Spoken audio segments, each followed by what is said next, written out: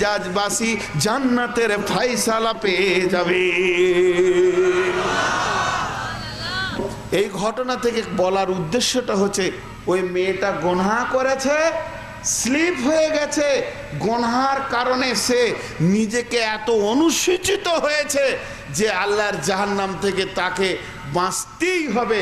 তো সে বাঁচলো কি কারণে, কোন প্রেরণা, কোন জিনিস তাকে জাহান্নাম থেকে বাঁচালো আর পৃথিবীর শাস্তিকে গ্রহণ করালো? সেটা ছিল কি? আল্লাহর ভয়। এত দামি জিনিস। কি হলো? আচ্ছা, ওগুলা বদমাস কিছু ছেলে, সব জালসাতেই থাকে, ছোট ছেলে, বাচ্চা ছেলে, বেলুন নিয়ে। তাহলে এখন কি, আমার দিকে তাকান, আমার দিকে তাকান ভাইয়া। তো এটা কি হলো? ওই মেয়েটা গেল, তার কারণটা কি? জোরে বলেন, কারণটা কি? আল্লাহর ভয়। এই তোরা বসবি, উঠবি তো পিটবো। তোদের সাইজেরই মাল হলো, মাল ছোট হলে কি হবে? দুষ্ট খুব আছে।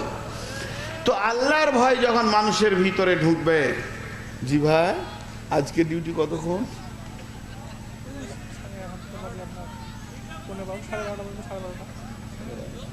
অত তো পারা যাবে না, দম থাকবে না। হ্যাঁ, সারা রাত কেন, সারা দিন শুধু চালাবো। আপনারা ভয় করছেন কেন? হ্যাঁ, তো কি বললাম, আর বিষয়টা দিকে আবার ফিরে আসি। প্রকৃত আল্লাহর ভয় যার দিলে থাকবে সে সমস্ত গুনাহ থেকে বাঁচবে। বাঁচবে না? জোরে বলে বাঁচবে না? এরপরে আসেন বিসমিল্লাহির রহমানির রহিম।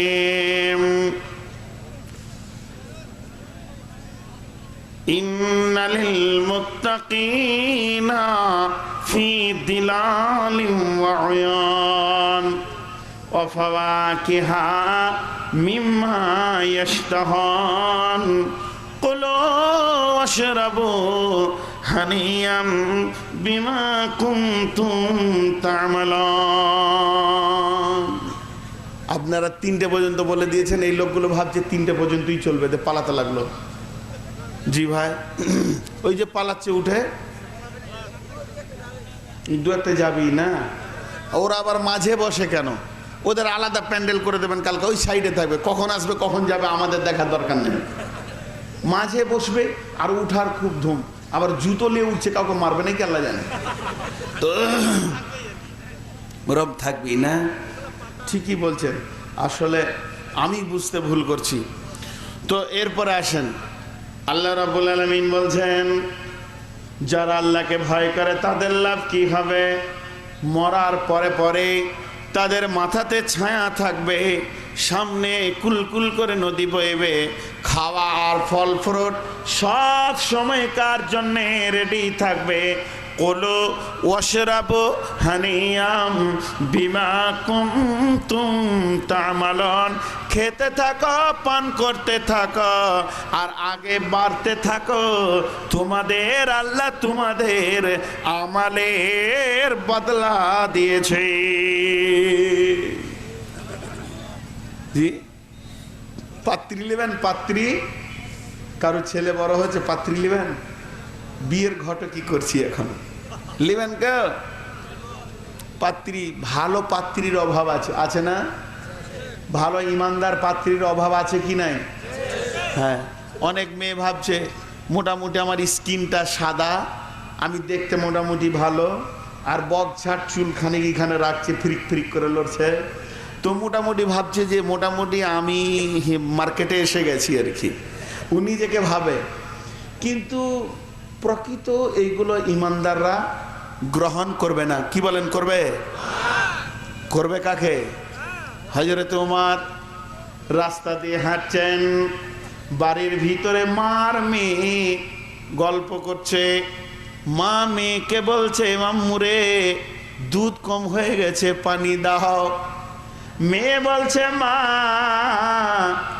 দুধে যদি পানি দিই খলিফাতুল মুসলিমিন জেনে নেবে।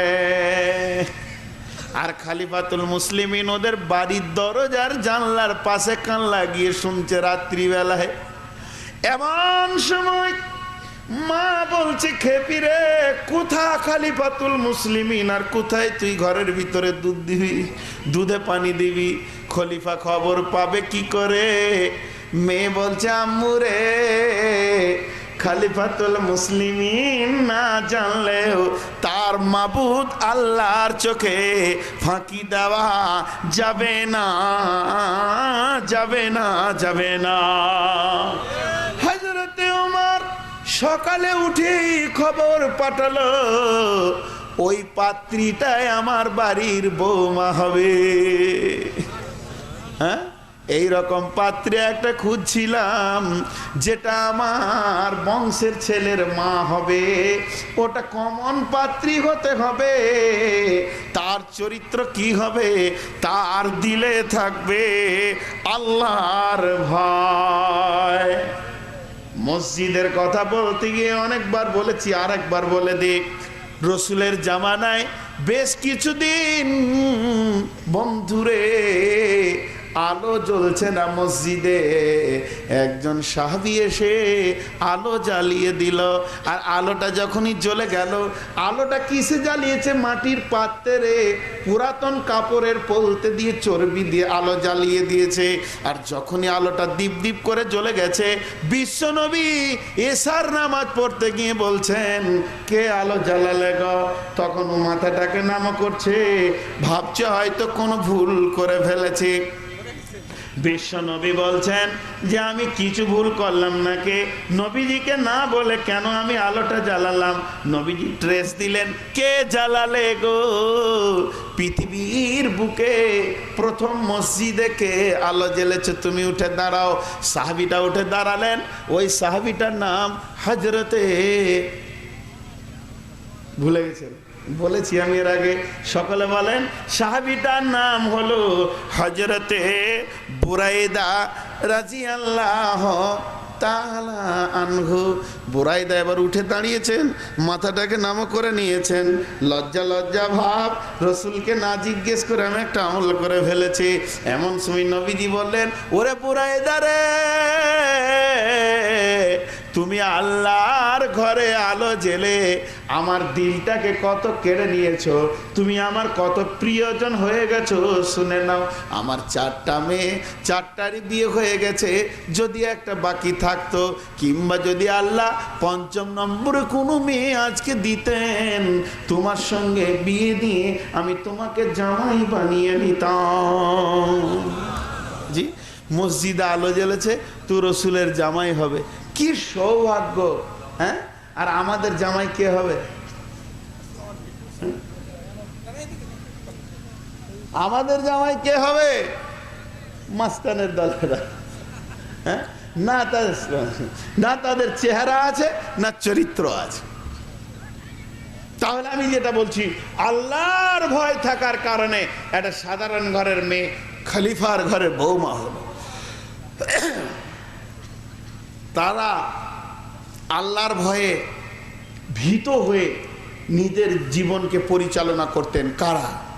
সাহাবা রাদিয়াল্লাহু, জোরে বলেন, সাহাবা রাদিয়াল্লাহু আনহুমেরা কি করতেন? আল্লাহর ভয়ে নিজের জীবন চালাতেন। খেপা সাদা বাটা মানুষ রাস্তায় হাঁটছে, তোকে মনে হবে না যে একটা স্ট্যান্ডার্ড মানুষ। জি, হযরতে উমর 18 লক্ষ বর্গ মাইলের বাদশাহ মসজিদে নববীতে বালুর ওপরে শুয়ে আছে মাথায় হাত দিয়ে। জি ভাই, তারপরে হযরতে সালমান ফার্সি মাদায়েনের গভর্নর যখন হলো, বিশ্বনবী মাদায়েনের গভর্নর করে পাঠালেন, তখন সালমান ফার্সি সমস্ত নিজের বেডিংগুলোকে সরকারি জায়গায় রাখার পর, বাইতুল মালের জায়গার দায়িত্ব নেওয়ার পর, নিজে রুটি রুজির জন্যে ঘোড়ার স্ট্যান্ডে দাঁড়িয়ে আছে। কেন? যে কুলির কাজ করবে, তারপরে উনি ইনকাম করে খাবেন, সরকারি টাকা খাবেন না। তো কুলির কাজ করবেন। এখন এক উঁটওয়ালা বলছে, ওই কুলি, ও চিনে না যেটা সালমান ফার্সি দেশের গভর্নর। ওই কুলি, কি বলছো ভাই? এই ঘাসের বোঝাটা আমার বাড়িতে দিয়ে আসবে, দেন চড়িয়ে, মাথায় চড়িয়ে দিল, হাঁটছে। লোককে দেখছে যে ওর কুলিকে রেসপেক্ট করে হাঁটছে, তখন বলছে আমার কুলিকে দেখে কেন এরা এত রাস্তা ছেড়ে দিচ্ছে?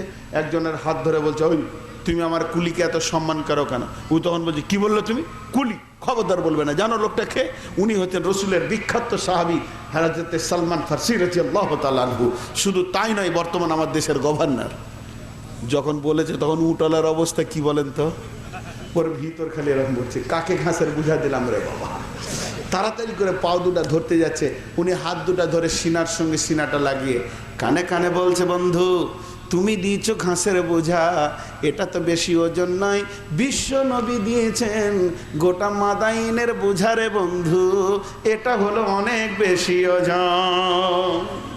কি চরিত্রবান ছিলেন। আর তারা এইভাবে চলতে চলতে চলতে চলতে নিজের জিন্দেগিটা এক জায়গায় করেছিলেন। একজন সারাবিক বাড়ির ভিতরে শরাব পান করছেন এইভাবে, আর সে মাতলামো করছে, আজে বাজে কথা বলছেন। হযরত উমর খবরটা পেয়ে গেলেন। খবর পেয়ে তার বাড়ির প্রাচীর টপকে সারাবিকে গিয়ে ধরে ফেলেছে। তুমি ভেবেছো উমর নাই না? মুঠ সে ধরেছে। কে ভেবেছো তুমি? একবার এরম চেপে ধরেছে। হ্যাঁ, আমি উমর বেঁচে আছি, এখনো শরাব পান করবে? এবার সারাবি কি বলছেন দেখেন, উমর রে, একটা খলিফার দিকে আঙুল তুলে, এখন থানার বড়বাবুর দিকে আঙুল তুলে কথা বলা যাবে না, হাত ভেঙে দেবে, তার ভুল ধরা যাবে না। যাবে? ইসলাম কত সুন্দর। সঙ্গে সঙ্গে বলছেন, উমর রে, আমি একটা ভুল করেছি, শরাবের বোতল ধরেছে। তুমি খলিফা তিনখানা ভুল করেছো। এক নম্বরে হচ্ছে আমার বিনা ইজাজতে আমার ঘর ঢুকেছো। দুই নম্বর হচ্ছে সদর দরজায় আসনি। তিন নম্বর হচ্ছে প্রাচীর টপকে এসেছো। কে তোমাকে পারমিশন দিলে? তিনটে গুনাহগার। হযরত উমর সঙ্গে সঙ্গে কেঁদে ফেললেন আর বললেন, বন্ধু ভাইয়া, সত্যি তোমার পাপের থেকে আমার পাপটা অনেক বড় হয়ে গেছে। তাই তাকে গলায় জড়িয়ে ধরে তার গালে দুটি চুমা দিয়ে কানে কানে উমর যে কথাটা বলেছিলেন কানে মুখ লাগিয়ে, ভাইয়া তুমি তওবা করো, শরাব ছেড়ে দিবে, আমি তওবা করছি, আর জীবনে কারো বাড়ির পাঁচির টপকে ঢুকবো না। আল্লাহর ভয় মানুষ যখন তার দিলে এসে যাবে, সমস্ত গুনাহ তার কাছে পাহাড় হয়ে যাবে। আর যার দিলে আল্লাহর ভয় নাই, করবে, আবার বসবে, আবার করবে। নাকের ডাকে মাছি দেখেছেন? জি, একবার মনে করবো আর করবো না, আবার নাকের ডাকে মাছি ঘুরে ঘুরে যেমন বসে, ওর অভ্যাস হচ্ছে যে ও একদিন বোতল খাবার বলবে, আজকে খেয়েলি কাল আর খাবো না, পরের দিন আবার 60 মার্কা ধরবে, আবার খেয়ে। তো যার দিলে আল্লাহর ভয় নাই, সে সমস্ত গুনাহ করবে। জি ভাইয়া, রানী শঙ্কলের লোক, জি আস্তে আস্তে একটু আমার এই সামনে আমার মার্কেটটা নষ্ট করেন না, ওইদিকে যান। চেয়ারম্যান সাহেব বলতে চাইছেন ওইদিকে যেতে, তো একটু ওইদিকে সরে উঠে বসে। তো আল্লাহর দিলে, আল্লাহর ভয় আমাদের দিলে আনতে হবে। আনবো তো ইনশাআল্লাহ? জোরে বলেন ইনশাআল্লাহ। আজ থেকে ভয় করব না তো ইনশাআল্লাহ? করব। আল্লাহ আমাদেরকে জানে আল্লাহর ভয় দেখ। এরপরে যে কথাটা আপনাদের সামনে তুলে ধরছি, কোরআনের আয়াত, বিসমিল্লাহির রহমানির রহিম, ইয়া আইয়ুহান নাসুত্তাকু, হে লোক সকল ভয় কর, রব্বাকুমুল্লাযী, তোমাদের রবকে, ওই লোককে, আল্লাযী খালাকাকুম ওয়াল্লাযীনা মিন ক্বাবলিকুম লাআল্লাকুম তাত্তাকুন, যে তোমাদের সৃষ্টি করেছেন, তোমাদের পূর্বপুরুষকে সৃষ্টি করেছেন, ওয়াল্লাযীনা মিন ক্বাবলিকুম লাআল্লাকুম তাত্তাকুন, যদি তোমরা মুত্তাকি হও তো ওই লোকটাকে তোমরা ভয় করো যে তোমাদেরকে রুজি দিয়েছে। বন্ধুরা, আবার হযরতে আম্মা জান আয়েশা আল্লাহর ভয়ে একদিন কাঁদছেন। আয়েশা রাদিয়াল্লাহু তাআলা আনহা ওয়াহিয়া বাকাত, আম্মুরে, বোনের, খালারে, বেটি রে, ভালো করে শুনেন। আম্মাজান আয়েশা বাড়ির ভিতরে থাকতে থাকতে হঠাৎ কেঁদে ফেললেন। আল্লাহর নবী বললেন, মাইব কি আয়েশা, আয়েশা রে, তোমাকে কে কাঁদালো? কেউ উঁচু নিচু ছোট বড় কথা বলেছে নাকি? তোমাকে কেউ আঘাত করলো নাকি? তোমাকে কেউ গালি দিল নাকি? যার দরুন তুমি এখন কেঁদে ফেলেছো? সঙ্গে সঙ্গে আম্মাজান আয়েশা জবাবে বলছেন, যাকারাতুন নারা ফাবাকাইতু ইয়া রাসূলুল্লাহ, ওগো আল্লাহর নবী, আমাকে কেউ মারেনি, আমাকে কেউ উঁচু নিচু বলেনি, আমাকে কেউ ছোট বড় কথা বলেনি, আমার ওপরে কেউ অত্যাচার করেনি, আমাকে কেউ গালি দেয়নি। আমি বসে থাকতে থাকতে আল্লাহর কথা আমার দিলে এলো, আল্লাহর জাহান্নামের কথা এলো, আল্লাহর জাহান্নামের ভয়ানক কথাগুলো মনে পড়লো, আল্লাহর জাহান্নামের আগুনের কথা মনে পড়লো, বিধায় আমি কেঁদে ফেললাম। আর আল্লাহর নবী বললেন কেঁদে ফেললাম। এবার আম্মাজান আয়েশা বড় চালাক মেয়ে ছিলেন, উনি খেয়াল করে দেখলেন আমাকে কত নবী ভালোবাসেন, যে আমার চোখের পানি রসুলের দিলকে দৃষ্টি আকর্ষণ করেছে। যেহেতু রসুল বরদাস্ত করতে পারলেন না, বিশ্ব নবী এসে বললেন, ওরে আয়েশা রে, তোমাকে কে কাঁদালো? তাহলে নিশ্চয় নবীজির দিলে আমার মহব্বত রয়েছে। তবে এই সময় কিছু আমি আখেরাতের কাজ গুছিয়ে নি। এই গুছাতে গিয়ে আল্লাহর নবীকে আম্মাজান আয়েশা বললেন, ইয়া রাসূলুল্লাহ, হাল তাজ করুন আহলিকুম ইয়াউমাল কিয়ামাতে, ওগো আল্লাহর নবী, এটা হলো পৃথিবী, এখানে দুঃখে সুখে তো দিন কেটে যাবে। এখানে আমি কাঁদলাম, আপনি আমাকে জিজ্ঞেস করলেন, আমাকে বড় ভালো লাগলো। তবে একটি বার বলেন, যখন আমি কিয়ামতের ময়দানে কাঁদবো, সেই কঠিন মহাপ্রলয়ের দিনে কাঁদবো, সেদিন কি আপনার নিজের বিবি বলে কোনো মনে থাকবে নাকি গা? আল্লাহর নবী জবাবে বললেন, সালাসিনা মাতিনা ফালা ইয়াজকুরুনা আহাদুন আহাদান। আয়েশা রে, কিয়ামতের মাঠে তিনটে মহড়া এমন আসবে, তিনটে কঠিন এমন ঝড় আসবে, তিনটে কঠিন এমন মহড়া আল্লাহর তরফ থেকে এসে যাবে রে, কেউ কাউকে মনে রাখতে পারবে না। আমি স্বয়ং নবী হলো আয়েশা রে, তুমি আমার বিবি হওয়া সত্ত্বেও আমি তোমাকে মনে রাখতে পারবো না। সেই তিনটি জায়গা, প্রথম নম্বর হলো যখন আল্লাহ বলবে নেকিবদি নিয়ে এসো, আমি ওজন করব। দাড়ির কাঁটার দিকে তাকিয়ে মানুষ আত্মহারা হয়ে কেউ কাউকে মনে রাখতে পারবে না। দ্বিতীয় জায়গা হলো যখন আল্লাহ ডান হাতে বাঁ হাতে সার্টিফিকেট দেবে, নিজের সার্টিফিকেট নিতে গিয়ে মানুষ বেহুশ হয়ে কাউকে মনে রাখতে পারবে না। আর তৃতীয় নম্বর জায়গা হলো ইদা উজিয়াত তরিক ফি জাহারি জাহান্নাম, জাহান্নামের ওপরে যখন পুল সিরাতকে রাখা হবে, ওই দৃশ্যটা দেখে মানুষ পাগল হয়ে যাবে, কেউ কাউকে মনে রাখতে পারবে না। এরই জন্য নবী বলেছেন, কোরআনে আছে, আল্লাজি আরসালাহু বিল হাক্কি বাসিরা ওয়া নাজিরা। হাগো, আপনারা এতগুলো ইমানদার বসে থাকতো, বাদামালা কি করে ঢুকলো? আর বয়সও তো খুব বেশি নয়, ওকে ধরে নিয়ে আসে না, ওরা বাদামে ঝুড়িটা নিয়ে আসেন। এই ধরনের কি বিয়াদবি! কথাটা কি বলতে চাইলাম বুঝছেন? আপনারা আমার দিকে তাকান। রসুলের বিবি আয়েশা, ইনি আল্লাহর ভয়ে কাঁদছেন। আমরা আল্লাহর ভয়ে কোনোদিন কেঁদেছি? জোরে একবার মহব্বতের সঙ্গে হক কথাটা উত্তর দেন, আমরা আল্লাহর ভয়ে কোনোদিন কেঁদেছি?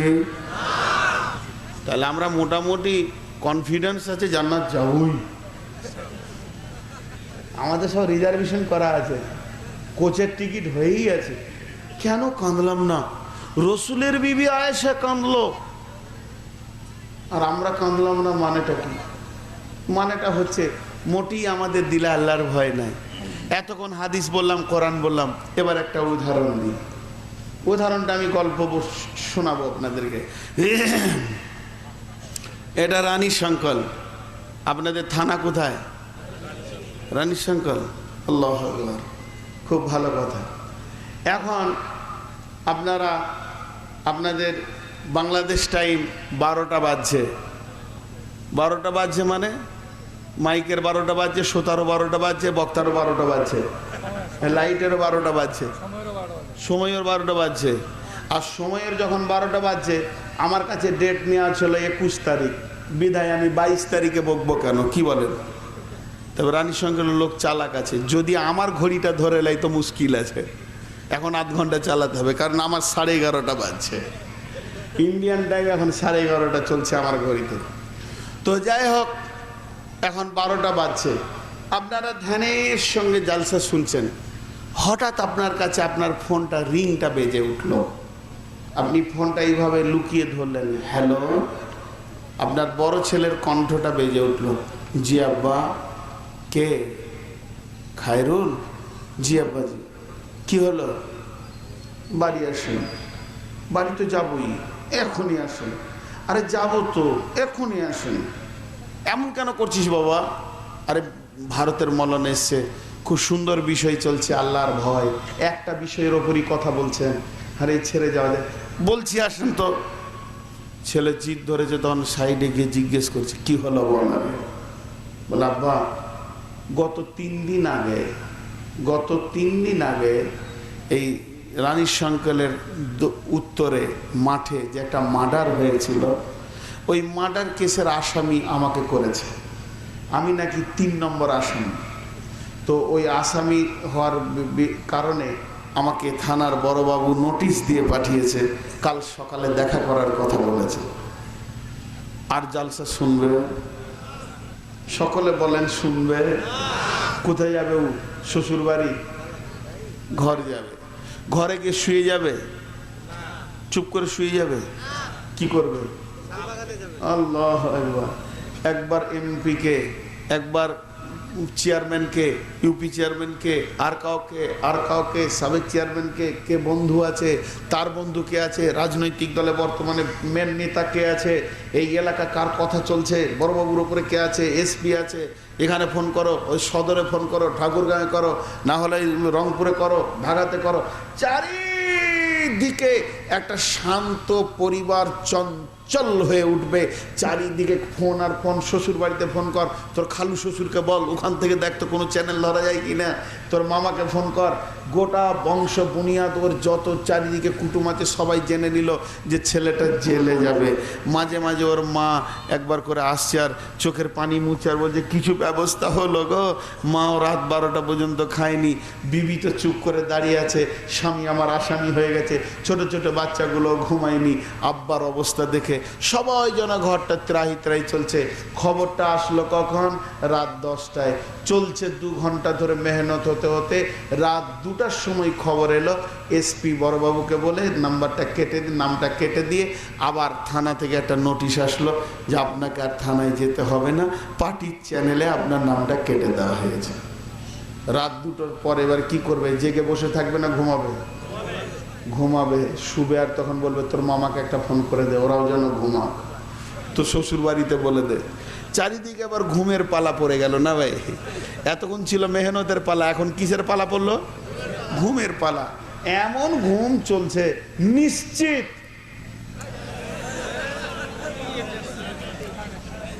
কারেন্ট এসছে তার জন্য। আল কাতিবু কালামা,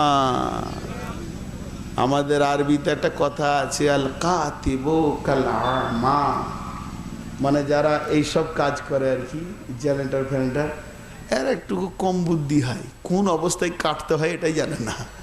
ওর কারেন্ট এসছে দেখে নিয়ে। তো যাই হোক, যে কথা বললাম, এবার সমস্ত চঞ্চল হবে না শান্তি হবে? চঞ্চলটা হয়েছিল কেন? খালি সারা রাত দেখছিল থানা যাবে, তারপর আপনাদের জেল কোথায়? ঠাকুরগাঁও জেলে আমার ছেলে থাকবে, না হয় সেন্ট্রাল জেলে রংপুর, না হয় একবারে চলে যাবে কোথায়? ঢাকা। জেলে থাকবে। পৃথিবীর জেলের খবর, পৃথিবীর জেলের খবর, থানার বড়বাবুর নোটিশ, গোটা পরিবারটা চঞ্চল হয়ে গেল। আবার যখন খবরটা এলো নেগেটিভ, তখন আবার কি হলো, আর ঢুকিও না, আর ঢুকিও না, খুব ভালো ভালো লাগে, ওই ওই ওই চুপ করে বল, খুব ভালো ভালো লাগে। হ্যাঁ, চায়ে যতটা চিনি লাগে অতটাই দিতে হয়। 1 কাপ চায়ে 5 কেজি চিনি দিও না, ভেজাল লেগে যাবে, মার্কেট চলবে না, খুব বেশি হয়ে যাচ্ছে। তো এরপরে ঘুমিয়ে গেল। রাত 2টার পর থেকে ঘুমের পালা শুরু হলো। বন্ধুরে আমার, ঘড়ির কাঁটা কটকট করে ঘুরতে ঘুরতে 2কে 3 বানালো, 3কে 4 বানালো, 4কে 4:45 বানালো। যখন 4:45 বানালো, জামে মসজিদ ওয়াক্তে মসজিদের মুয়াজ্জিন শুরু করলো, আসসালাতু খায়রুম মিনান নাওম, আল্লাহু আকবার, আল্লাহু আকবার, লা ইলাহা ইল্লাল্লাহ। আজান শুনে বৃদ্ধ বাপ উঠে, বালতিতে পানি ছিল, বদনাতে নিয়ে উজু করে গামছাতে মুখটা পুছে বিড় করে সুবহানাল্লাহ বলতে বলতে মসজিদের রাস্তা ধরল। বুড়ি মা উজু করে মুসল্লার উপরে চাদর নিয়ে বসে গেল। যে বেটাটা জেল যে ছিল, ওই বেটাটা তখনও খাটে নাক ডাকিয়ে ঘুমাচ্ছে, বৌমা ঘুমাচ্ছে, শিয়ানা নাতি পুতা ঘুমাচ্ছে, আরো 2টো জোয়ান বেটা ঘুমাচ্ছে, বেটি ঘুমাচ্ছে, কোনো চিন্তা নাই। ও মসজিদ থেকে এলো, 2 বুড়া বুড়িতে গল্প করতে করতে সকাল হলো। আদরের সঙ্গে মা বাপ উঠাছে, বুড়িয়ে গেল মা বাপের কাছে, ছেলে ছেলে, ওঠ বাবা খায়রুল, ওরে বাবা হাসিনা, ও খাদিজা ওঠ। এরা উঠলো আর আড়ি মুড়ি ছেড়ে দিয়ে ব্রাশ করে চায়ের কাপ নিয়ে বসলো। এখন কি হলো, এরপরে স্বয়ং আল্লাহ ওর ঘরে নোটিশ পাঠালো, জাহান্নামের জেলের নোটিশ দিয়ে দিল, ওরে বন্ধু তোর ছেলে জাহান্নামের খোরাক হয়ে গেছে, মার্ডার কেসের আসামি, 3 মাস পরও বাড়ি আসবে। তার জন্যে গোটা বংশ পরিবার আপনার কিনা পেরেশান ছিল। স্বয়ং আল্লাহর নোটিশ জাহান্নাম দামি জেলে পৌঁছেছে। বাপের চিন্তা নাই, মায়ের চিন্তাও নাই, শ্বশুর শাশুড়ি চিন্তা, বিবিও চিন্তা করছে না, খিলখিল করে হাসছে। বন্ধুরে, থানার বড়বাবুকে মানুষ যত ভয় করে, আল্লাহকে করে না। রংপুরের জেলকে যত ভয় করে, আল্লাহর জাহান্নামকে অত ভয় করে না। যতজন বলছেন আল্লাহর ভয় দিলে আছে, এটা আমাদের মিথ্যা নাটক ছাড়া অন্য কিছু হতে পারে না, পারে না, পারে না, পারে না। যখনই কোনো মানুষের ভয় দিলে ঢুকে যাবে, আজান শুনলে ওই লোকটা কোথাও থাকতে পারবে না, নামাজের কাতারে ওকে দাঁড়াতেই হবে, যেহেতু ওর ঘরে জাহান্নামের নোটিশ ঢুকে যাবে। যদি ওই বাপটার দিলে প্রকৃত মহব্বত থাকতো, তো বেটার পা দুটি ধরে বলতো, খায়রুল রে বাবা ওঠ, তোকে জাহান্নামের ফেরেশতাতে কিয়ামতের মাঠে টানবে, আমি দেখতে পারবো না। বুড়ি মা এসে গালে চুমা দিয়ে বলতো, ও মা হাসিনা ওঠ, উজু করে নামাজ পড় রে মা, কেমন করে তোরে জাহান্নামে যাবে, ওই কঠিন জেলখানায় কেমন করে থাকবে। মার্ডার করলে 3 মাস পর ছাড়া পাওয়া যায়, যায় কিনা আপনাদের দেশে? 3 মাস পর ছাড়া পাওয়া যাবে, তারপর তো কেস চলবে। কেস চলার পর যেটা একটি ফাইসালা আসবে ওটা হবে। কিন্তু জাহান্নামে কতদিন থাকবে? একটা দুর্বল হাদিস শোনাচ্ছি, যদিও হাদিসটা দুর্বল তাও শুনালেন। একটা লোক নামাজ পড়বো বিনা কারণে বসে থেকে জোহরের নামাজকে আসরের রক্তে পড়ে নিল, নামাজকে পড়লো কিন্তু শুধু ওয়াক্তটাকে চেঞ্জ করলো। এর জন্য কতদিন শাস্তি হবে? জাহান্নামে নামে নামে অগ্নিকুণ্ঠ গহ্বরের লিলিহান শিকাতে তাকে মাসুল দিতে হবে, জেলখানাতে থাকতে হবে পৃথিবীর 2,88,00,000 বছর। এক ওয়াক্তের নামাজকে শুধুমাত্র ওয়াক্তে চেঞ্জ করলে 2,88,00,000 বছর। এখন যে ছেলেটা নামাজ ছেড়েছে তার শাস্তির ব্যাপারে জবান দিয়ে কিছুই বলা যাবে না, তবে হতভাগার দিলে জাহান্নামের ভয় বলে কিছুই নয়। আল্লাহ রসুল এই ভয় ভরেছিলেন সাহাবীদের ভিতরে। হাজি, ভয় থাকলে কি লাভ হবে? খালি লাভের কথা শুনিয়ে দিন। লাভের একটা মজার লাভ শুনেন। 7 সমুদ্র 13 নদী কথায় আছে, আর যাই হোক ওটাই মেনে নেন, কেউ গুনে দেখতে যায়নি। তো 7 সমুদ্র 13 নদী আর যত পুকুর জলাশয় পৃথিবীর বুকে আছে সব পানিকে এক জায়গায় জমা করে জাহান্নামে যদি ঢেলে দেওয়া যায়, নিমাবে না?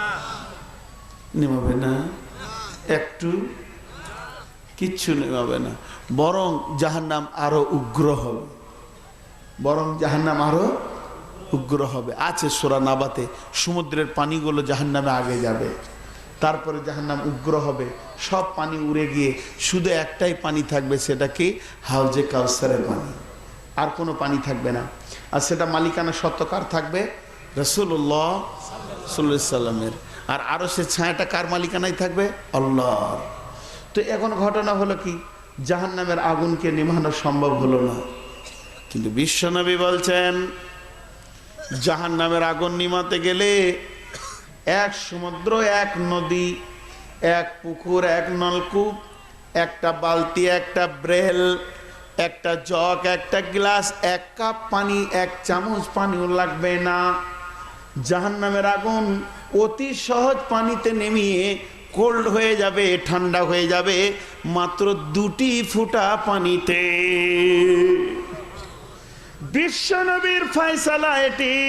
তার আগে কোরআনের আয়াতটা আপনাদেরকে বলে, আল্লাহ বলছেন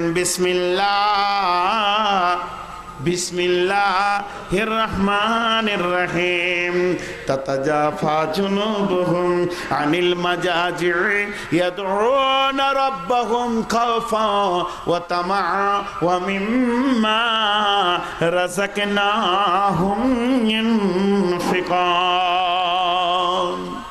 আমার আল্লাহ বলেন, যে লোকটি রাত্রি 12টায় উঠল, গভীর অন্ধকারে উঠে বিছানার আরামকে সরিয়ে ফেলে দিয়ে আল্লাহর ভয়ে উজু করে মুসল্লার মাধ্যম দিয়ে খাওফা ওয়া তামা, অর্থাৎ একদিকে জান্নাত একদিকে জাহান্নাম, ভয় আর আশার মাধ্যম দিয়ে ডাকলো, আর নিজের রুজি থেকে আল্লাহর রাস্তায় দান করলো।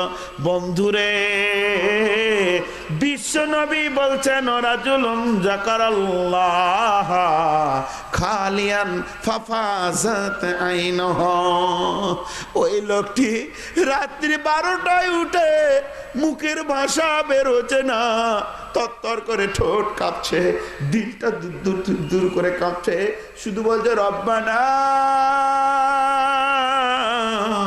ফাগফির লানা। শর্ত হচ্ছে আল্লাহর ভয় তার দিলে যখন সঞ্চার হবে, আর তার 2টি চোখ দিয়ে 2 ফোঁটা পানি নাকের পাশ দিয়ে গড়ে যখন নিচে পড়ে যাবে, বিশ্বনবী বলছেন, ওরে আল্লাহর বান্দারে, তুমি নিশ্চিত হয়ে যাও, তোমার জন্যে জাহান্নামের আগুন নিমে ঠান্ডা হয়ে গেছে। আল্লাহর ভয়ে 2 ফোঁটা পানিতে যে কাজ করবে, আল্লাহর ভয়ের 2 ফোঁটা পানিতে যে কাজ করবে, আল্লাহর ভয়ের 2 ফোঁটা পানিতে যে কাজ করবে, 7 সমুদ্র 13 নদী সেই কাজ করতে পারবে না, পারবে না, পারবে না, পারবে না। তাহলে আল্লাহর ভয়ের মূল্যটা কতটা? হাজি, এগুলো তো সব তখন থেকে খালি আখেরাত চলছে, দুনিয়ার কিছু লাভ আছে? বলে হ্যাঁ, দুনিয়ার লাভ।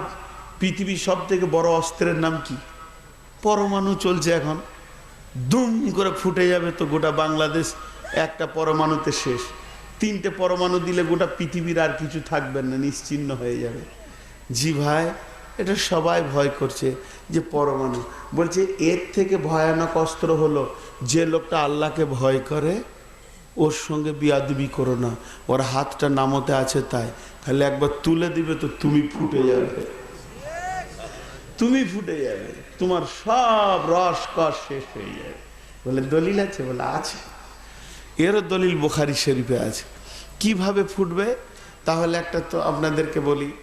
এটা আমার ঘর, আমার ডান দিকে যার বাড়ি ওর 20টা বেটা, 28টা লাঠি আছে ওর ঘরে, খালি যেমনি লাঠি ঠুকছে সকালে, পিঠ বলে মলবি শব্দ খায়। বাঁ দিকে যে আছে 35টা খুন করেছে, খালি সকালে উঠে মোচে হাত দিচ্ছে। তা আমি মনে ভাবছি 36 নম্বর আমি আছি নাকি রে বাবা। পেছন দিকে যে আছে ভালো নেতা গায়ের, খালি পার্টির হুমকি দিচ্ছে, পিড়ে রস বের করে দেওয়ার। কেউ ওকে ভাই বলছে না, কেউ শালা বলছে, কেউ আর কিছু বলছে। কুকুরের জিন্দেগি চলছে আর কি, কোনো দিক থেকে সচ্ছলতা পাচ্ছে না।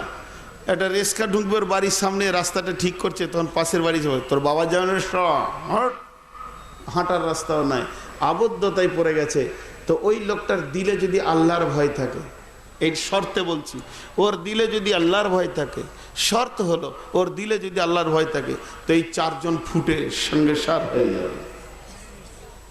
এবার আসেন ঘটনাটা, বুখারীর হাদিস বন্ধু। বানি ইসরায়েলের 3 বন্ধু, বানি ইসরায়েলের 3টে লোক, তারা 3 বন্ধুতে পাহাড়ের ধারে বেড়াতে গেছে। কঠিন মরুভূমির প্রান্তে চলে গেছে, যেখানে কোনো আশ্রয় নাই, কোনো ঘর বাড়ি নাই, আর আকাশে কালো মেঘ উঠে গেছে, কঠিন ঝড় বৃষ্টি শুরু হয়ে গেছে, বজ্রপাত গর্জন চলছে। 3 বন্ধুতে নিয়ত করলো কোথায় যাবো রে, আশ্রয় তো পাই না। তারা দেখলো পাহাড়ের মাঝে একটা গুহা রয়েছে, তারা ঝড় বৃষ্টি থেকে বাঁচার জন্যে ওই গুহার ভিতরে ঢুকে পড়লো। যখনই 3 বন্ধুতে গুহার ভিতরে ঢুকে গেছে, এমন সময় ঝড়ের চাপে একদম পাহাড়ের ওপর থেকে একটা পাথর গড়তে গড়তে এসে 3 বন্ধুর গর্তের মুখে দাঁড়িয়ে গেছে। বন্ধুরা আবার এরপরে ঝড় বৃষ্টি থেমে গেল, তারা বের হওয়ার চিন্তা ভাবনা নিচে, কিন্তু কোনো রকমে তারা পাথর সরাতে পারছে না, আর বের হতে পারছে না। তাদের যত পেশির ক্ষমতা ছিল, শক্তি ছিল, সর্বস্বকে দিয়ে পাথরটা পরিমাণ হিলাতে যখন পারলো না, তারা মাইনুস হয়ে গেল, ক্লান্ত হয়ে গেল। তারা হতাশা হয়ে গিয়ে হাত পা ছেড়ে দিয়ে বসে গেল। বসে গিয়ে আপসে আলোচনা করছে, বন্ধুরে আর তো উপায় দেখছি না, আমরা 3 জন এখানে, আমাদের সলি সমাধি হয়ে যাবে, আমরা এখানে মারা যাব, আমাদের খবর কোনো মিডিয়া পাবে না, আমাদের হাড্ডিরও খবর কেউ পাবে না, আমরা এমন অবস্থায় শেষ হয়ে যাব, পৃথিবীর পানি হাওয়া আর খাওয়ার কিছুই পাবো না, আমাদের আর্তনাদ কেউ শুনতে পাবে না। অতএব একদিন যেদিন ইসরাফিল সুর ফুঁকবে কিয়ামতের ময়দানে, আমাদেরকে এখান থেকেই উঠতে হবে। চিন্তা ভাবনা করতে করতে করতে করতে হঠাৎ তাদের মাথায় একটা কথা এলো। তারা বলছে, বন্ধু এই পাথরটা একমাত্র যিনি সরাতে পারবেন তিনি হলেন আল্লাহ। এটা মহব্বতের সঙ্গে বলি, তিনি হলেন সঙ্গে সঙ্গে তারা বলছেন, এবার কি করতে হবে, চলো আল্লাহর দরবারে 3 জনে হাত তুলি, একমাত্র তিনি ছাড়া আজ আমাদের সাহারা কেউ নাই, কোনো মিডিয়া তো খবর পাবেই না, পাবে না। তো বলছে তাহলে কি করে হাত চাইতে হবে?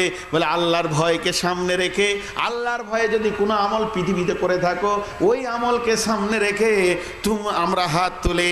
প্রথমে একজন হাত তুললেন, হাত তোলার পর বলছেন, দয়াল মাবুদ গো, দয়াল প্রভু গো, আমার ঘরে একটা গোলাম ছিল, ওই গোলামটি একদিনের কাজ করেছে, ফাঁকি মেরে লুকিয়ে পালিয়ে যায়, আমি সঙ্গে সঙ্গে তার একদিনের বেতনটাকে বের করে তার নামে একটা বকরি কিনি, ওই বকরিটা কেনার পর ওই বকরিটা থেকে বাচ্চা হতে হতে একটা পালে পরিণত হয়ে যায়। বিচারা বড় অভাবে, গরিব মানুষ, বিদেশে কাজ করতে গিয়ে অভাবের তাড়না তার যায়নি। সে হঠাৎ একদিন তার একদিনের বেতনটা নেওয়ার জন্যে আমার কাছে এসেছে, কিন্তু অতি ভয়ে ভীত সন্ত্রস্ত হয়ে, যেহেতু সে কাজ থেকে পালিয়ে গেছিল।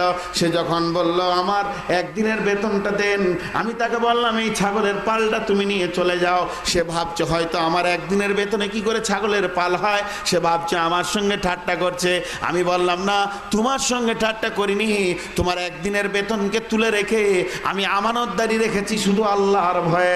অতএব তোমার একদিনের মালের এই বেতনে এত বড় ছাগলের পাল হয়েছে। সে ছাগলের পালটা নিয়ে চলে গেল। দয়াল মাবুদ রে, এটা যদি সম্পূর্ণ আপনার ভয়ে তার আমানতদারি রেখে থাকে, আজকের দিনের পাথরটা সামান্য সরিয়ে দাও। পাথরটা খট করে একটু সরে গেল, বেরোতে পারবে না, একটু আলো আসছে, হাওয়া আসছে। এরপরে দ্বিতীয় জনের পালা পড়লো। ওই হাত তুলে বলছে দয়াল মাবুদ গ,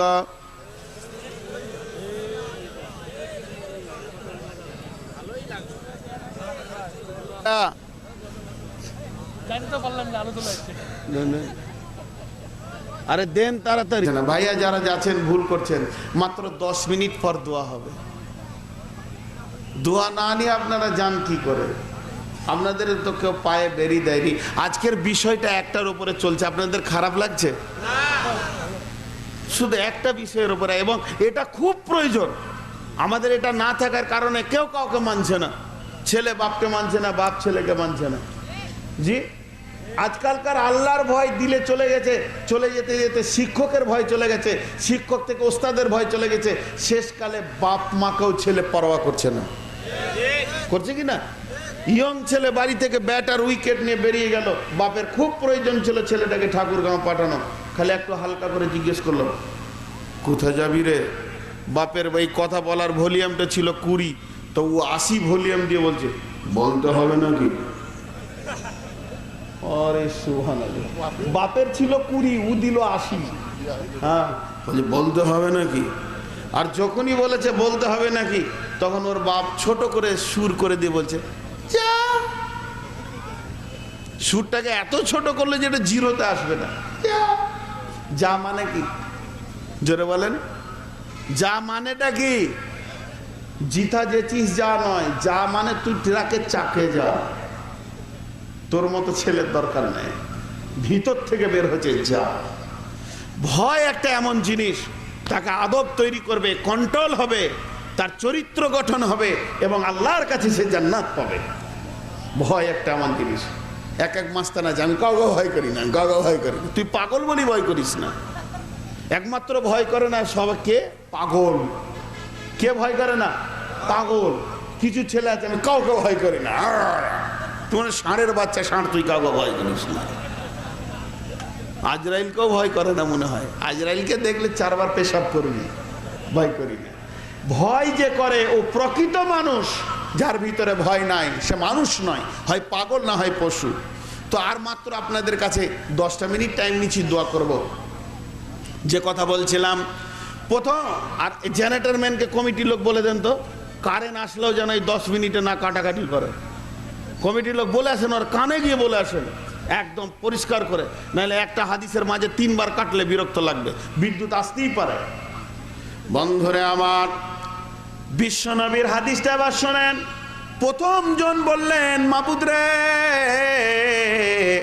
তোমার ভয়ে যদি তার আমানতদারি রেখেছি, তো পাথরটা অল্প সরিয়ে দাও। সরে গেল। এবার দ্বিতীয় জন হাত তুলে বলছেন দয়াল মাবুদ গো, ও দয়াল প্রভু, আমার একটি চাচাতো বোন দেখতে অতি সুন্দরী ছিল, আর ওর সুন্দরী দেখে আমি মনে মনে শুধু কল্পনার জগতে ভাবতাম বোনটা কি কখন আমি একবার কাছে পাবো। আমার চরিতার্থ করব, তার সঙ্গে আমার জীবনের একটু স্বাদ মিটিয়ে নেব, কিন্তু কোনোদিন আমি তাকে বলতে পারিনি।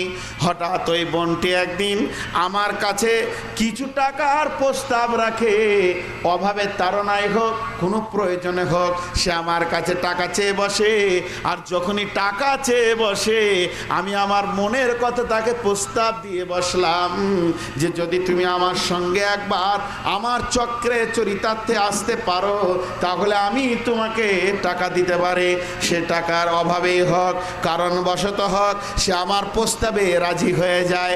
যখনই রাজি হয়ে গেল, তার সঙ্গে যে টাকাটা আমার কন্ট্যাক্ট হলো, মাবুদ রে, ওই টাকাটা আমি তাকে মিটিয়ে দিলাম।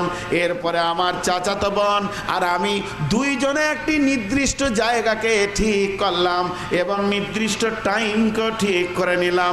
ঠিক টাইমে ঠিক জায়গায় আমরা চক্র দেওয়ার জন্য হাজির হয়ে গেছি। ও বস্ত্রহীনা হয়ে গেছে, আমিও বস্ত্রহীন হয়ে গেছে। এবার দুইজনে নিজেদের চরিতার্থের মধ্যে এগিয়ে এসেছে। এমন সময় আমি আমার চাচাতো বোনের চোখ দিয়ে তাকিয়ে দেখি দুই দিকে অশ্রুসিক্ত আঁখে তার চোখ দিয়ে যেন পানি ঝরছে। আমি বললাম, বোন রে, এখন তো মধুচক্রের টাইম, এখন তো মানুষ আনন্দ করে, হাসে, তোমার চোখে কেন আমি পানি দেখতে পাই? বোনটি আমার সঙ্গে সঙ্গে কাঁদতে কাঁদতে বলছে, ভাইয়া, অভাবের তাড়নায় হাজির হয়েছি, কিন্তু আল্লাহর ভয় আমার দিলে বারবার ধাক্কা দিচ্ছে। আল্লাহর কথাটা শোনার সঙ্গে সঙ্গে দয়াল মাবুদ গো, আমি আমার চাচাতো বোনকে বললাম, বোন রে, তুমি কাপড় পরে নাও। আমিও কাপড় পরে নিলাম এবং তাকে আমি আপনার ভয়ে ছেড়ে দিলাম। হে দয়াল মাবুদ, এটা যদি শুধু মাত্র আপনার ভয়ে এত বড় গুনাহ থেকে ফিরে আসতে পারে, তো আজকের দিনে পাথরটা সরিয়ে দাও। আর খানিকটা গেল, হাওয়া ঢুকবে, আলো ঢুকছে, বেরোনো যাবে না। এবার তৃতীয় বন্ধুর পালা পড়েছে। ইনি হাত দুটো তুলে বলছেন, বাবা, আমার কয়েকটি ছাগল ছিল, ওটাই আমার রুজি রুটি। ছাগলের দুধ পান করাতাম আব্বাকে আম্মাকে। একদিন আমি ছাগল চড়াতে গেছিলাম মরুভূমির প্রান্তে। হাঁটতে হাঁটতে ঘাসের সন্ধানে বহু দূর রাস্তা অতিক্রম করে চলে যায়। ফিরে এসে দেখে আব্বা আম্মা দুজনই ঘুমিয়ে গেছে। আমি দুধ দহন করলাম, দুধ দহন করার পর দুধটাকে রেডি করলাম, তারপরে সেগুলোকে পেয়ালাতে নিলাম। আমার ছোট ছোট মাসুম বাচ্চা বাচ্চিগুলো পায়ের কাছে এসে কাঁদতে লাগলো, আব্বু দুধ পান করব, কিন্তু তাদেরকে আমি অতক্ষণ পর্যন্ত দিলাম না যতক্ষণ পর্যন্ত আমার বৃদ্ধা মাতা মাকে আব্বাকে না পান করালাম। দুধের পেয়ালাটা নিয়ে তাদের মাথার কাছে দাঁড়িয়ে থেকে থেকে ভোর করে দিলাম। যখন আমার আব্বা আম্মা উঠলো, তাদেরকে দুধ পান করালাম। মাবুদ রে, এই আমলটা যদি শুধু আপনার ভয়ে করে থাকে, আজকের দিনের বুকের পাথরটা আপনি সরিয়ে দেন। পাথর সরে গেল, তিনজনে বের হয়ে চলে আসলো। এটা বুখারীর হাদিস। এরপরে মুফাসসিরিনরা বলছেন, ওই যে আপনাকে চারিদিক থেকে সাঁড়াশি আক্রমণ করছে সবাই, ওই লোকটি যদি রাত্রি 12টায় উঠে বলে, মাবুদ রে, ডান দিকে পাটিওয়ালা, বাম দিকে খুনি, পেছন দিকে লাঠিওয়ালা, সামনে রাজনীতিবিদ, এমন একটি সাঁড়াশি আক্রমণ করেছে, আমি যদি তোমার ভয়ে অমুক জায়গায় একটা কাজ করে থাকি, শুধু তোমার ভয়ে, দয়াল মাবুদ গো, এই রাস্তাগুলো আমার ক্লিয়ার করে দাও। বন্ধুরে, কোন গজবে পড়বে বলা বড় মুশকিল হবে। এর জন্য বলছে, পৃথিবীর সেরা অস্ত্র হলো আল্লাহর ভয়ে যার জিন্দেগি চলছে, ওর হাত দুটি যদি ওপরে উঠে যায়, বড় বড় মাস্তান পর্যন্ত ফুটে যাবে।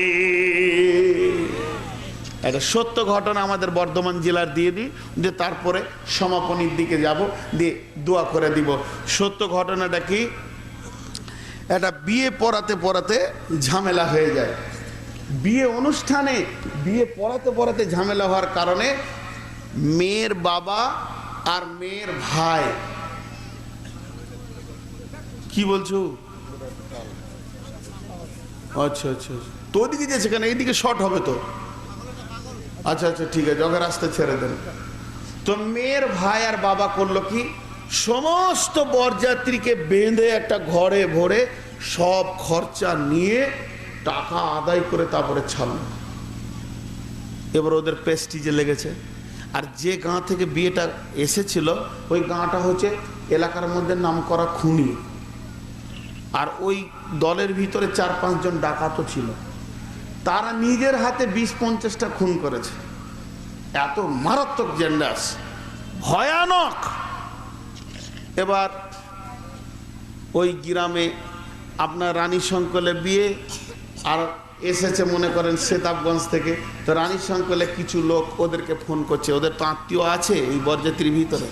বলছে ওই যে মৌলবিটা বিয়ে পড়াচ্ছিল না, তোমরা ওকে চাপ দাও। ওকে চাপ দিলে ওদের বাড়িতে যে টাকা নিয়েছে ফেরত চলে যাবে, কারণ ওই পরিবারটা ওই মৌলবির কথাতে চলে। এটা ওদের মাথায় ভরে দিয়েছে। মৌলবি সাহেব বেচারা আল্লাহওয়ালা মানুষ, তাহাজ্জুদ পরে, নিষ্প্রাণী মানুষ, কিছু জানে না। এসব রাজনৈতিক আর অর্থনৈতিক ভেজালেই থাকে না। এবার ডাকাতরা ওদেরকে ফোন করছে মৌলবির নম্বরে।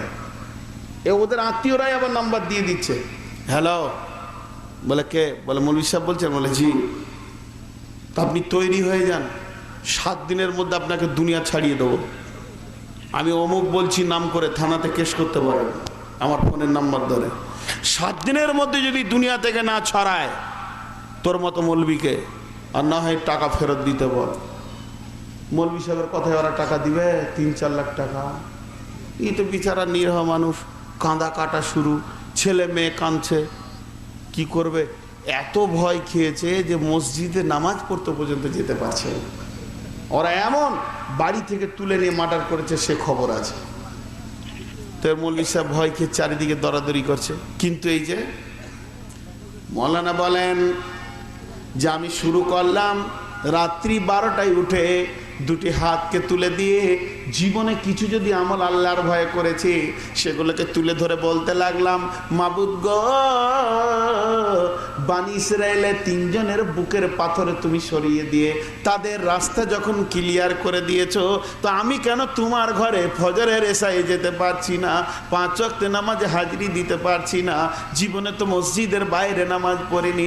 দয়াল মাবুদ রে, তোমার কাছে 2টি হাত তুলে বলছে তুমি আমার চলার জগৎটাকে ক্লিয়ার করে দাও। এখন ভয়ানক আযাব চেপে গেছে। 7 দিনের মধ্যে দুনিয়া ছাড়াবে হুমকি দিয়েছে। ওরা 1টা 2টা নয়, 20-25টা মার্ডার করেছে। ওই রকম লোকে হুমকি দিয়েছে। 4 জন নাম করে করে টেলিফোনে বলছে আমাদের 4 জনের নামে কেস করতে পারিস, আমরা 4 জনে তোকে দুনিয়া ছাড়িয়ে দিব। বন্ধুরে, মৌলবি সাহেব 1 দিন কেঁদেছেন, 2 দিন কেঁদেছেন, 3 দিন কেঁদেছেন, 4 দিন কেঁদেছেন, 5 দিন, 6 দিন, 7 দিনের দিন সকালবেলায় ওই গ্রাম থেকে মৌলবীর নম্বরে ফোন আসছে, মৌলানা সাহেব কেমন আছেন? আলহামদুলিল্লাহ ঠিক আছি, কিন্তু ভাই একটু চিন্তায় আছি। বলে আর কোনো চিন্তা নাই, আপনি ঈদগাহে গিয়ে গোসল করে 2 রাকাত ঈদের নামাজ পড়লেন, আজকে আপনার খুশির দিন। বলে কি হয়েছে? বলে ওই 4টা ষাঁড়, ওই 4টা বদমাশ গুন্ডা রাত্রিবেলায় বোম বানতে গিয়ে একই সঙ্গে 4 জন মরে গেছে। বোম ফুটে গেছে, লাশ ছিন্ন বিচ্ছিন্ন হয়ে গেছে। লে কে কাকে দুনিয়া ছাড়াবি বাবা? এর বাংলাদেশ এবং দেশের বাইরের সুনামধন্য আলেম ওলামাদের ভিডিও অডিও পেতে যোগাযোগ করুন মোহাম্মদ আব্বাস আলী ইসলামী কালচার একাডেমি, ভর্নিয়া, রানীশঙ্কৈল, ঠাকুরগাঁও। মোবাইল 01713777480 অথবা 01714228641। বাংলাদেশ এবং দেশের বাইরের সুনামধন্য আলেম ওলামাদের ভিডিও অডিও পেতে যোগাযোগ করুন মোহাম্মদ আব্বাস আলী ইসলামী কালচার একাডেমি, ভর্নিয়া, রানীশঙ্কৈল, ঠাকুরগাঁও। মোবাইল 017137777480 অথবা 01714228641। ওই লোক যদি হাত তুলে দেয় ওর থেকে সাবধান থাকতে হবে। তো ভাইয়া আজকের বক্তব্যের বিষয়টা গুটিয়ে দিয়ে আগামী কালকে মহিলাদের বিষয়ে আমাকে বলার জন্য বলছে। তারপরও কমিটি যদি চিন্তা করে যে না, ওই বিষয়টা বলতে হবে না, পরের কথা পরে হবে, এখন আমি দোয়া করব। কিন্তু আজকের বক্তব্যের টোটাল সার অংশটা হচ্ছে আল্লাহর ভয়। কি বললাম? আল্লাহর ভয়। তো আমরা আল্লাহর ভয় করবো তো ইনশাআল্লাহ। আল্লাহর ভয় করলে আল্লাহ আপন হবে না পর হবে? আপন হবে। কেমন আপন হবে? যা চাইবেন তাই পাবেন। তো এখন একটু দোয়া করি। দোয়ার শেষে যখন আপনারা চলে যাবেন কিছু করে এখানে দিয়ে তারপরে যাবেন, এটুকু বললাম, বেশি চাপ দিলাম না। আর যে মসজিদটা নতুন হয়েছে আর অত কিছু প্রয়োজন নাই, তবে একটু গোটা 5-6 ফ্যানের দরকার ছিল। আর মনে হয় মসজিদের বাথরুম এখনো মনে হয় সেটিং হয়নি। তো যাই হোক, তারপরও আগামীতে মাহফিল চালু থাকবে। এই দিক থেকে চারিদিকের খেয়াল রেখে আগামী কালকে সবাই 1000 করে টাকা আনবেন। কে আনবেন না হাত তুলেন? ভয়েই তো কেউ আসবে না নাকি জি? আচ্ছা, টাকা আনতে হবে না, আপনারা আসবেন এবং আরো সাথী নিয়ে আসবেন। আনবেন তো ইনশাআল্লাহ? নিজে নিজে একটু মেহনত করে 2-5 জন করে কালকে নিয়ে আসবেন। আর মা বোনেদেরকে বলছি, বিশেষ করে কালকে মহিলাদের বায়ান করার কথা নিয়ত করেছি। এখন একটু হালকা দোয়া করি। আমিন। আলহামদুলিল্লাহ রাব্বিল আলামিন ওয়া আকিবাতুল লিল মুত্তাকিন ওয়াসসালাতু ওয়াসসালামু আলা খায়রি খালকিহি মুহাম্মাদু ওয়া আলিহি ওয়া সাহবিহি আজমাইন। আল্লাহুম্মা সাল্লি আলা মুহাম্মাদ ওয়া আলা আলি মুহাম্মাদ কামা সাল্লাইতা আলা ইব্রাহিম ওয়া আলা আলি ইব্রাহিম ইন্নাকা হামিদুম মাজিদ। লা ইলাহা ইল্লাল্লাহুল আলিমুল কারীম। সুবহানাল্লাহি রাব্বিল আরশিল আযীম। আসআলুকা মুজিবাতি রাহমাতিক ওয়া আদাই ওয়া মাগফিরাতিক ওয়া গানিমাতা মিন কুল্লি বিররি ওয়া সালামাতা মিন কুল্লি লা তাদা লা তাম্মান ইল্লা গাফারতাহু ইয়া আরহামার রাহিমিন ওয়া লা হাম্মান ইল্লা ফারাস্তাহু ওয়া লা হাদাতান ইয়া লাকা রিদান ইল্লা কাদাইতাহা ইয়া আরহামার রাহিমিন ইয়া হান্নান ইয়া মান্নান ইলাহুকুম ইলাহু ওয়াহিদুন লা ইলাহা ইল্লা হুয়াল হাইয়ুল কাইয়্যুম। আলিফ লাম মিম। আল্লাহু লা ইলাহা ইল্লা হুয়াল হাইয়ুল কাইয়্যুম। মাবুদ গো, যে কাজ করলে তোমার ভয় আমাদের দিলে আসবে, ওই কাজ করার তুমি আমাদেরকে তৌফিক দাও। তোমার ভয় আমাদের দিলে দাও, আমাদের রাস্তা প্রশস্ত করে দাও, আমাদেরকে ইমানদার বানিয়ে নাও, আমাদের দিলে ইমানের সঞ্চার দাও। তুমি আমাদের আপনজন হয়ে যাও, আমাদেরকে আপনজন বানিয়ে নাও। তোমার নবী যা চেয়েছে তা দাও, তোমার নবী যা চাইনি তা আমাদেরকে দিও না। আল্লাহ, আমি যা চাইছি তা দাও। বুদ্ধির কমের কারণে যেটা চাইতে পারছি না সেটাও আমাকে দাও। রব্বানা আতমিম আলাইনা নূরানা ওয়াগফির লানা ইন্নাকা আলা কুল্লি শাইইন কাদির। সুবহানা রাব্বিকা রাব্বিল ইজ্জাতি আম্মা ইয়াসিফুন ওয়া সালামু আলাল মুরসালিন আলহামদুলিল্লাহি রাব্বিল আলামিন। ভাইয়া 2 টাকা 5 টাকা টেবিলে ফেলে দিয়ে যাবেন। সুপ্রিয় দর্শক শ্রোতা, এতক্ষণ আপনারা ইসলামিক কালচার একাডেমির পরিবেশনায় কোরআন হাদিসের আলোচনা শুনছিলেন। আল্লাহ আপনাদের উত্তম কল্যাণ দান করুন। আমিন।